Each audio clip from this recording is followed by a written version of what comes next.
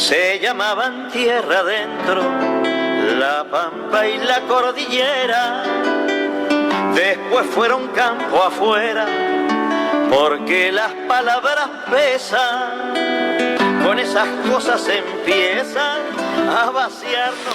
Presentamos al analista político Aurelio Argañarás con su columna de los sábados, Para vos qué pensás, para Radio Tortuga 92.9, columna que hoy ha titulado La decadencia del país en el espejo chino. Bueno, en realidad esto del espejo no tiene ningún carácter caprichoso o extrafalario, no me sitúa, digamos, en el campo de la bruja de Blancanieves y los 7 enanitos, que le consultaba el espejito. Al espejito, espejito. Quién era la más bella del reino, sino que es una reflexión pertinente, sí.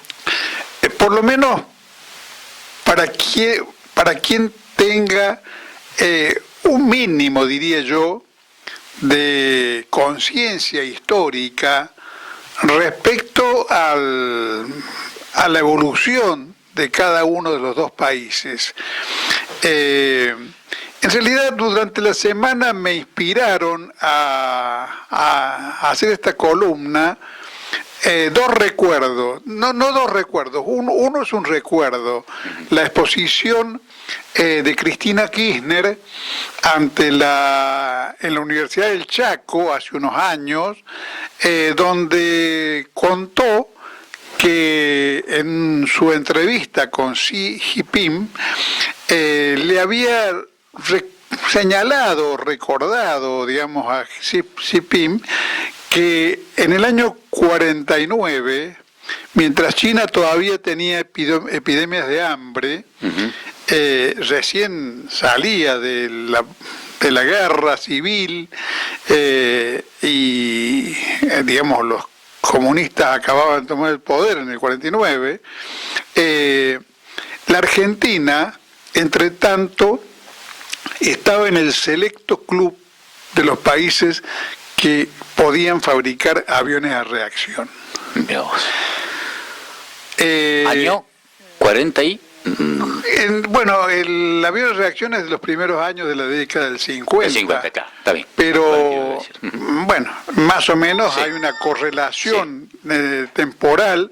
No nos olvidemos de que el peronismo formalmente, después de ganar las elecciones del 46, llega al poder en ese año, aunque se puedan rastrear cosas de su historia y de su construcción en el periodo que va desde el 43 al 46, sin olvidar el 17 de octubre además, y que la Revolución China triunfa en 1949, y a partir de ese año, digamos, Mao Zedong gobierna el conjunto de China, menos la isla de Formosa, donde se refugian las huestes derrotadas del Kuomintang, el Partido Nacionalista Burgués Chino.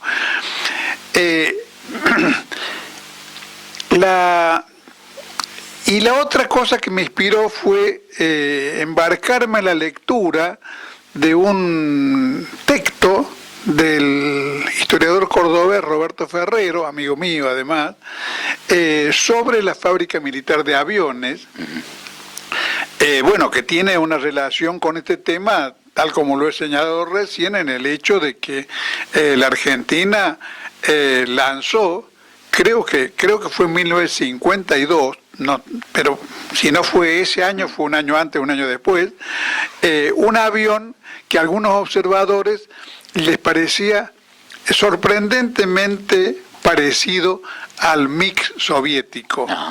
O sea que estaba en la línea de los aviones más avanzados de la época. Pero además, la Argentina estaba en pleno desarrollo de una estructura industrial, fabricaciones militares en plena expansión, creando una industria de defensa, y en el terreno, digamos, de lo social, o de lo político y social, a mí me basta con recordar que un historiador honrado,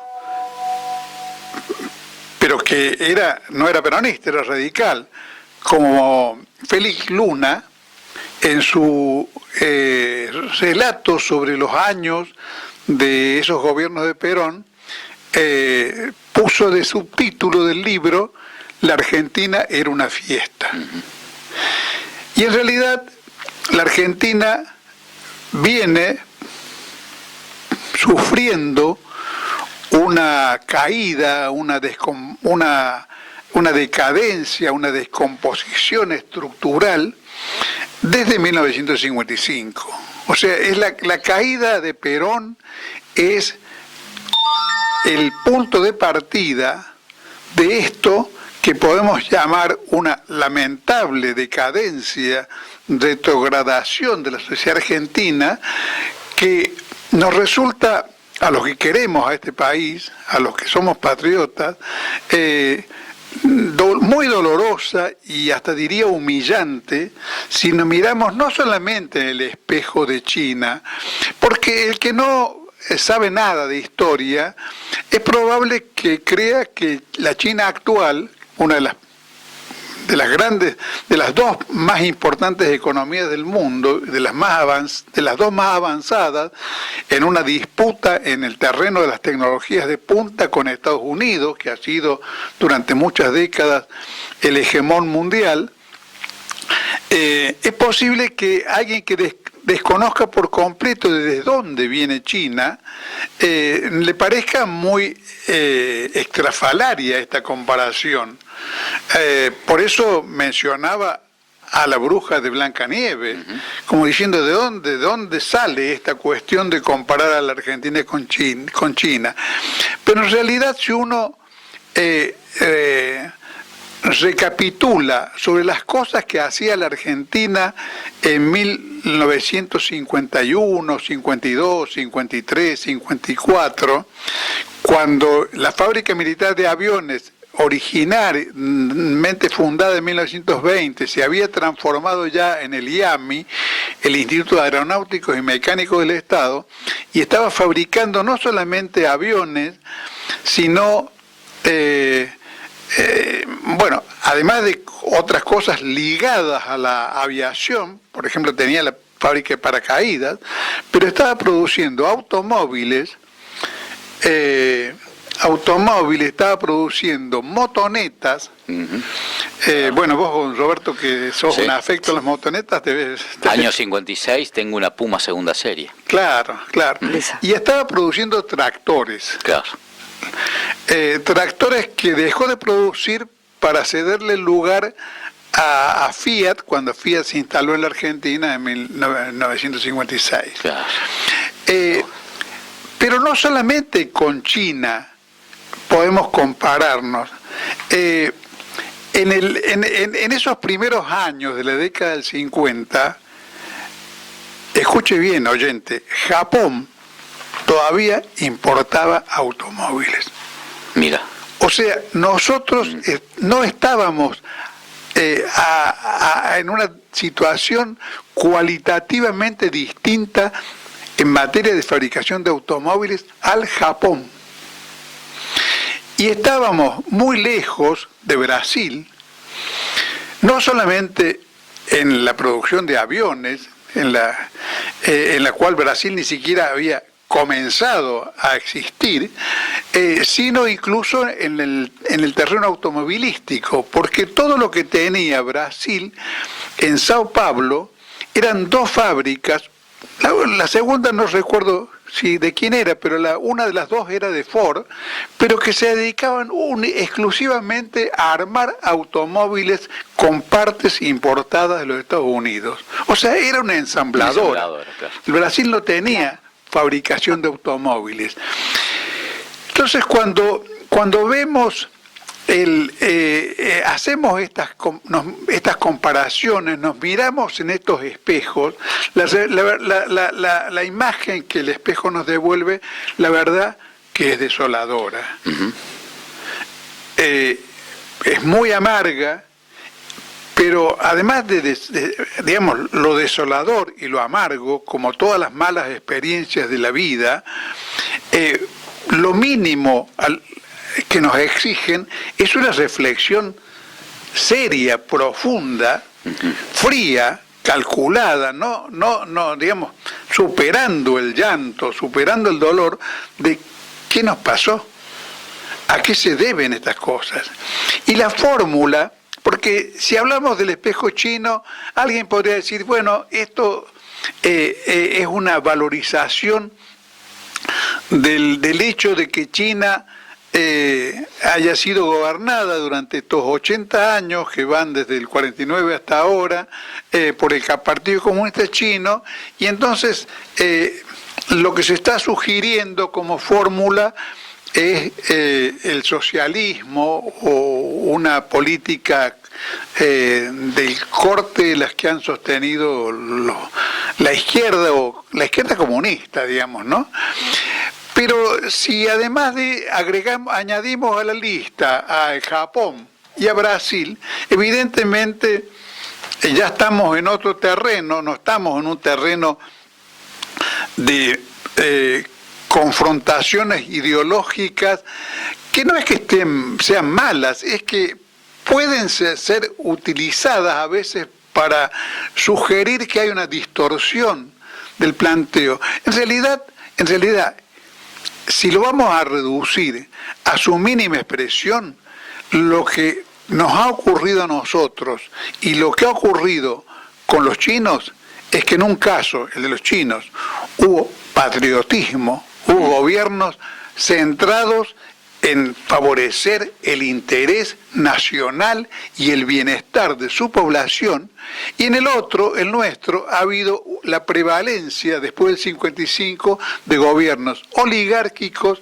entreguistas, que han destruido la economía nacional, que han ido demoliendo lo que el país había construido. Un caso paradigmático es el del sistema ferroviario, porque la Argentina llegó a tener locomotoras diésel cuando todavía no eran habituales en los Estados Unidos, y un sistema ferroviario muy eficiente, sistemas de transporte urbano de pasajeros que hoy son un drama en casi todas las ciudades del país, que funcionaban y además no daban pérdidas. Una empresa telefónica del Estado que funcionaba y además era superavitaria, y así, con sistemas de bienestar social que acá en la provincia ahora lo estamos mandando a la ruina o a la liquidación final, a las colonias del Río Tercero, que albergaban a miles de chicos que podían gozar de vacaciones. Los hoteles de embalse. Sí. Claro, y Chapadmalal en Buenos Aires. Sí. Exactamente. Entonces, cuando un personaje siniestro y en realidad ridículo también al mismo tiempo, como Milei, nos quiere convencer de que la Argentina que debemos añorar es la de principios del siglo XX, está mintiendo descaradamente, o si no lo hace a conciencia, está mostrando una ignorancia absoluta de la historia verdadera del país, porque la Argentina fue próspera, fue grande y vivió con una población que tenía todas las condiciones para el disfrute de la vida en esos años que concluyeron en 1955, pero que además eran la coronación de un periodo histórico más largo, donde aún bajo gobiernos conservadores, ciertas cosas se hacían, digamos, atendiendo a razones de interés nacional, como fue el caso de la fábrica militar de aviones, porque la fábrica militar de aviones se fundó en realidad en 1927, la ley es del periodo de los gobiernos radicales de la época de Irigoyen, pero en realidad se inauguró después, tuvo como uno de los promotores al general Justo, que fue el gobierno pseudo legal, que en realidad sucedió después del interregno de Uriburu a la segunda presidencia de Irigoyen, y aún en esas condiciones se puede decir que funcionaban mínimos reflejos defensivos en nuestros gobiernos, mínimos reflejos defensivos de dónde estaba situado el interés nacional. Aún en los peores casos, en los casos porque es el ciclo que concluye con el peronismo de subordinación de la Argentina al imperialismo británico. El ciclo que merecía los reclamos y las protestas de Scalabrini y Ortiz con su acción tendiente a recuperar los ferrocarriles argentinos, digamos, de Jaureche, de una serie de patriotas que, y al mismo tiempo la época en la cual se genera esta conciencia militar nacionalista que acompaña el proceso del desarrollo de la fábrica militar y de fabricaciones militares con la noción de que un país, porque eso fue claro en la fundación de la fábrica militar de aviones, un país que no tiene producción industrial, pero no es un país que tenga un mínimo de solidez en su defensa nacional, porque si la defensa nacional depende absolutamente de la compra de producción militar extranjera, sí, y la verdad que está asentada sobre pie de barro. Entonces, desde 1955 hemos ido perdiendo paulatinamente como si fuese una de esas largas enfermedades en las cuales el cuerpo termina siendo piel y huesos. Hemos ido perdiendo la carnadura del país, hemos ido perdiendo fragmentos, algunos tan importantes como los ferrocarriles argentinos, para terminar por ser este país lamentable que somos hoy, y que hay que decirlo con todas las letras, somos hoy por hoy un país lamentable, porque si no lo hacemos consciente de que es así, no vamos a tener no vamos a encontrar dónde poner la voluntad patriótica para salir de esta situación de una buena vez. Salir de una situación que exige a su vez cada vez una determinación nacionalista o revolucionaria más firme, porque cada vez estamos más enterrados en el abismo a que nos ha ido llevando esta situación. Cada vez es más difícil volver a ser un país donde podamos sentir que vale la pena vivir, que vale la pena tener hijos, que vale la pena criarlos, que vale la pena porque estamos, sentando bases para un futuro que, como en otras épocas, permita que el hijo de un trabajador sea un doctor. Bueno, ese es, en definitiva, a mí me sorprendió desagradablemente, voy a aclararlo, que en la anécdota que conté respecto del relato de Cristina Kirchner, Cristina se limitara a decir lo que ella le había dicho a Xi Jinping, esta reflexión sobre que la Argentina de los 50 estaba muy por encima de China, porque Parece ser que a la expresidente no se le ocurrió que eso debía estar esa observación cierta debía ser el punto de partida de una reflexión de por qué China llegó a ser lo que es hoy y por qué la Argentina tuvo un destino tan lamentablemente diferente. Y sin embargo, lo que el planteo de Cristina quedó como una cosa así absolutamente anecdótica, más digna de un comentario de Mirta Legrand que de la expresidenta de la República.